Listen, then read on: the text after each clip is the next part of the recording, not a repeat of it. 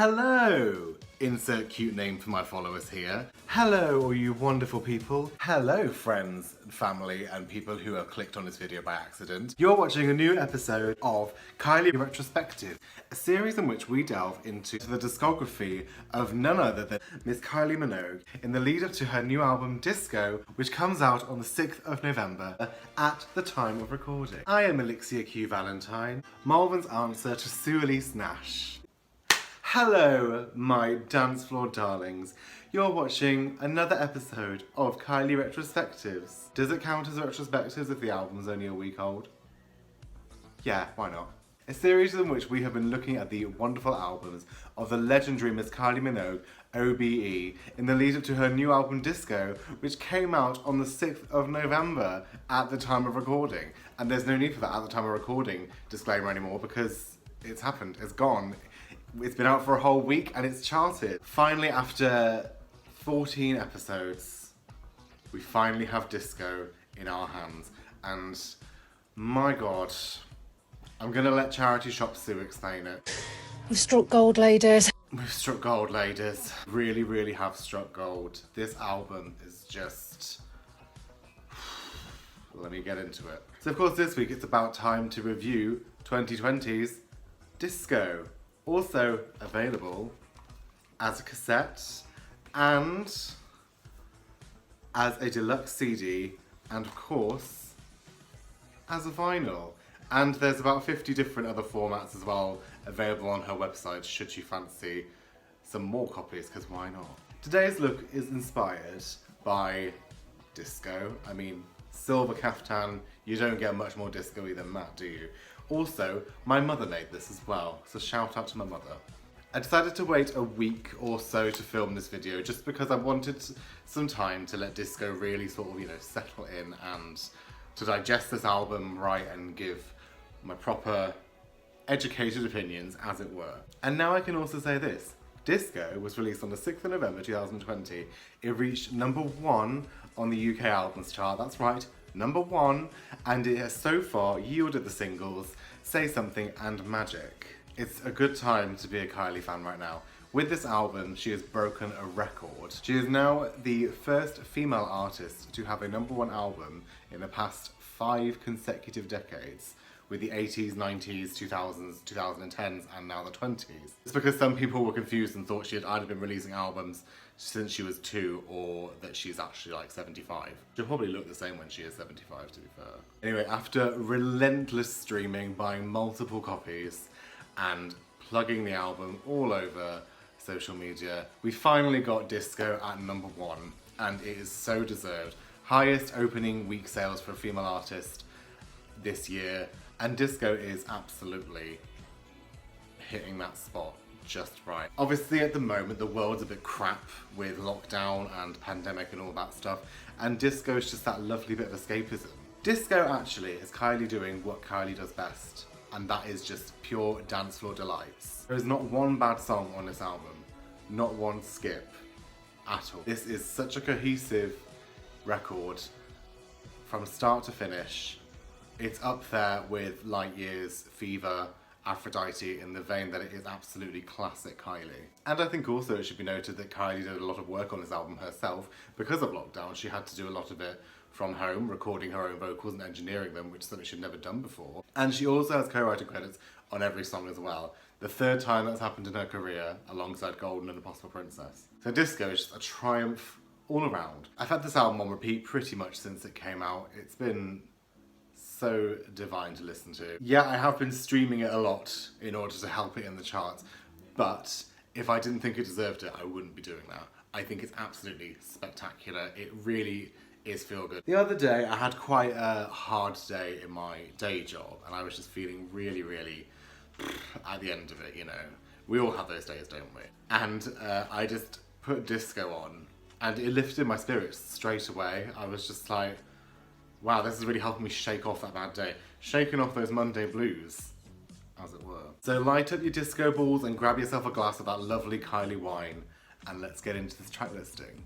First up, we have Magic, which was the album's second single, released back in September of this year. Magic is a nice subtle groove to start the album off with. It's very much in that vein of sort of roller disco. I think it has that sort of mid-tempo disco beat to it, which works really well. Feels very retro and 70s, yet also at the same time, it feels quite contemporary, and I think it would sound at home on modern radio. You know, I said this in the Golden video, and I think it applies to Magic as well. If it had been sung by a younger artist, Radio 1 would probably be eating it up. But Magic is lovely, especially when she sings in the middle eight. You know, I'm a sucker for a spoken word middle eight, and she's like, do you believe in? And I'm like, yes, Kylie, I believe. I believe. I believe. Track 2 is Miss a Thing. Very subtle 70s groove. Very chic, as in the band chic. Very sexy, seductive. Opens up with the word dance. And it's like, if that's not setting like the mood board for this album, then I don't know what is. It works with Magic as well in the respect that it's a bit more of a subtle groove, and I think it's easing you into this album before it really pops off. And you know, just talking about these songs now is really making me want to be in a club. Just getting my best life. But I can have a disco at home, you know. Then on to track 3, we have Real Groove, which adds a bit of funk to the proceedings. Kylie is talking about her ex with a new lover, and she's like, well, yeah, she looks good, but she hasn't got what we've got, has she? We've got something better, got that real groove, and it's like, do you know what? Yeah, she's hot and everything, but she's not me, is she? And Real Groove is quite sort of calm about it as well. I feel like it's quite confident and self-assured. It's in like, okay, I'm missing this guy quite a lot, but I'm confident because I know that he's downgraded. It's like, you know, I'll be here when you come to your senses.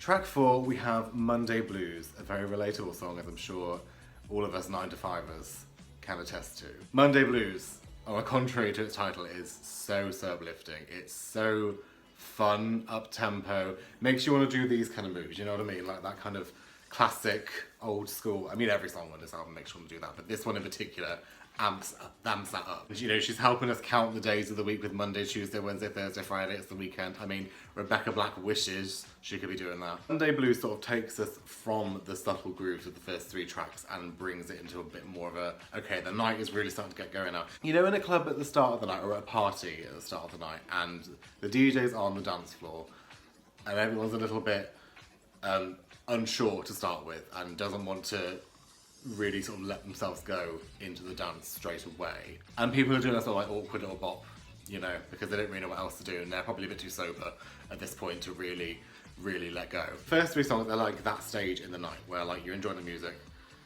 but you're not quite ready to just like pop off just yet. Monday Blues is when you start to get like, oh my god, right, that's when the drinks kick in. That's when you lose your inhibitions. If before you were shy of the dance floor, now you're all on it, all over the place. And that leads us well into track number 5, which is Supernova, which blew me away when I first heard it. My wig was clean off. I was bold. There's really harsh vocoder, but it works. It's very, like, it sounds like a disco in space. It's so good.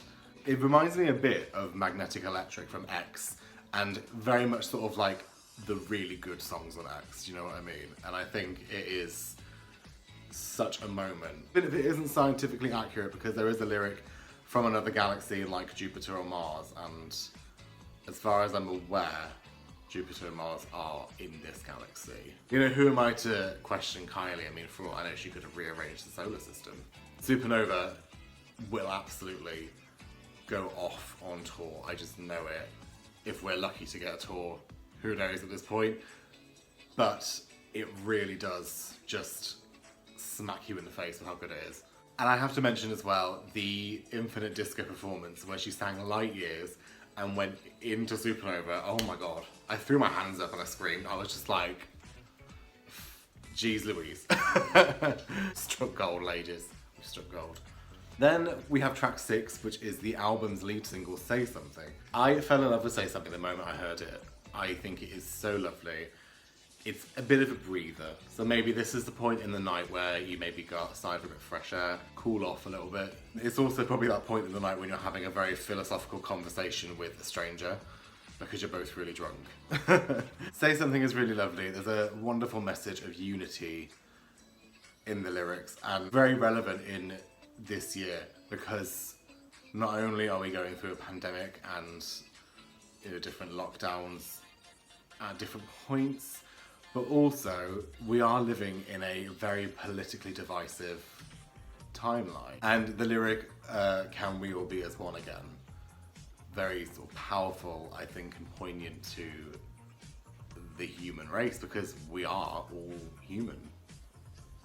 Well, I'm not, but yeah, everybody else is. So. And the lyric, we're a million miles apart in 1,000 ways. It's like, yeah, we are. We are right now. So I think Say Something is really, really touching. I love the way how it builds and builds, and then there's like a chorus, but it's not quite a chorus, and it sort of baits you a little bit, and then it gets to the climax of the song where it's just cascading layers and layers and layers, and it's really just a moment. And I have to mention as well the Infinite Disco performance of this one with the choir. That just adds a whole another level of emotion, and I teared up fully when I watched that because I was just like, wow, this is really, really, really moving. Say Something is as deep as the album gets, I would say. Like I said before, Kylie is very much playing to her strengths with this album in the respect that there's a lot of escapism.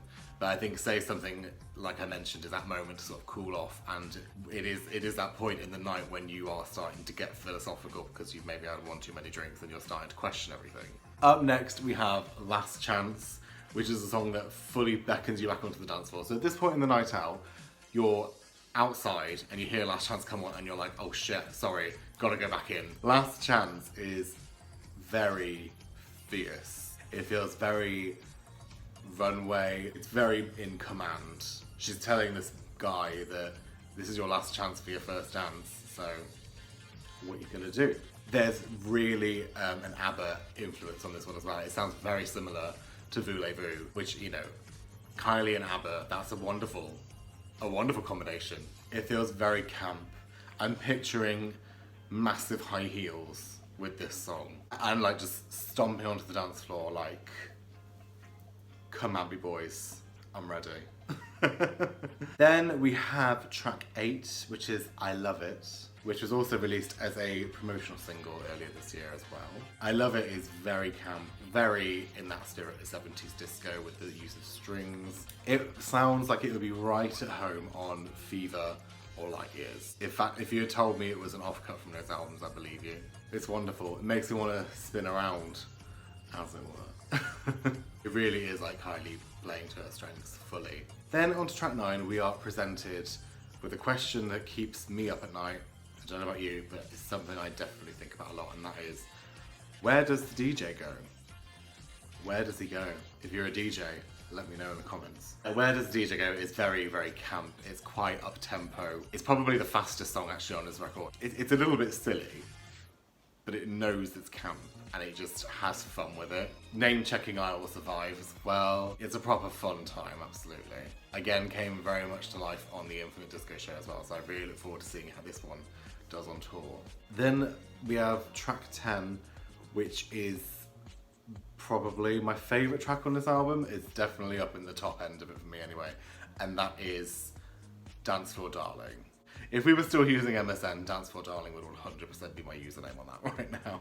It is so good. It starts off as a sort of subtle funky groove. It's a bit mid-tempo to begin with a lot of electronic and synth in it and the use of talk boxing as well, which I think sounds great. It feels a bit Daft Punk, kind of. Again, would probably sound quite at home on Light Years and Fever. It's a really good song to start with, and then for the middle 8, another bit of spoken word, which I absolutely adore. The tempo begins to increase as well, and I was not expecting that at all. And when I first heard it, I was like, do you know what I mean? My wig in flames. I had to piece it back together. It's just so good, and it cascades in this amazing climax that's just like makes you just want to jump for joy. It's so bloody good. And do you know what? I was that struck by Dance Floor Darling when I first listened to the album that the next two tracks I barely registered because I still haven't recovered. I absolutely adore Dance Floor Darling. I think it is one of the strongest tracks of this album for sure. I would love for it to be a single. I could picture it going off on tour so well. I could picture it going off on tour with the outro that increases in tempo being extended and just being really, really, really amazing. And then on to track 11, we have Unstoppable. Now I have to admit, Unstoppable did take me a few listens to really get into it, but that is just because at the beginning of listening to this album, I was just so into Dance Floor Darling that it was very hard to focus on anything else. But Unstoppable is really good. It, again, continues on in that vein of 70s style disco, has some similarities to Rock With You by Michael Jackson. It's very, very feel-good. And I think it's a fairly apt title as well, given how Kylie has been pretty unstoppable throughout the years. I mean, 33 years into the business, still breaking records, still having #1 albums. She's an absolute queen. And to close off the standard edition, we have the song Celebrate You, which is a dedication to Mary. Who is Mary, might you ask? Well, it's not the Virgin Mary per se, but Mary is somebody who lives inside all of us. And it's that love letter to celebrating yourself or celebrating a friend. It's a really lovely way to close off the first version of the album. I could definitely see this on tour being a moment, you know, with confetti raining down and lovely sparkly graphics, and I could see it working very well on tour for that part in the show, you know, when it's not the end of the show, but they do that fake thank you and good night, and then they come back for an encore. Celebrate You would be a very, very good penultimate song, I think, in that respect. It's very sweet, and you know, I'm Mary, you're Mary, we're all Mary.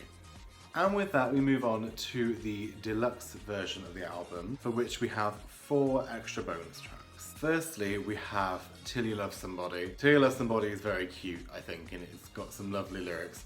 Got fantastic bit of falsetto as well. She hits a very high note, which for the life of me, I cannot hit very well, despite my best efforts throughout this week. I haven't quite mastered it yet. I'll let you know how it goes, but as of right now, I won't be adding it to my set list anytime soon. It's proper feel good, a bit more mid-tempo than what else is on the album. I think it is a really lovely track. It was also the B-side to Magic on the picture disc, which I do not have a copy of because it sold out, unfortunately, before I had a chance to buy it. I also have nothing to play it on, so, you know.